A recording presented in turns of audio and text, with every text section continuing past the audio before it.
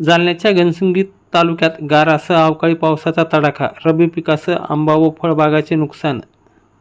जालना जिल्ह्यातील घनसंगी तालुक्यात आज दिनांक 19 मार्च बुधवार रोजी सायंकाळी 5 वाजेपासून अवकाळी पावसाने तब्बल अर्धा तास अचानक हजेरी लावून गारपीट केली आहे.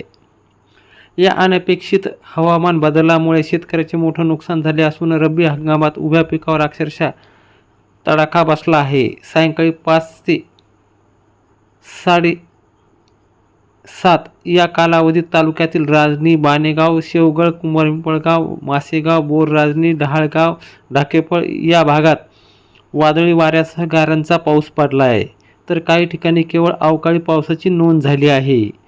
सायंकाळच्या सुमारास आकाशात काळे ढग दाटून आले आणि काही वेळात जोरदार वाऱ्यासह पावसाला सुरुवात झाली. त्यानंतर गारांचा मारा सुरू झाल्याने शेतामधील ज्वारी, हरभरा, गहू ही पिके आडवी पडली, तर आंब्याच्या झाडावरील कैऱ्या मोठ्या प्रमाणात गळून पडल्या. तसेच चिकू, केळी, मोसंबी आदी फळबागासह मोठ्या फळबागाला सुद्धा फटका बसला आहे.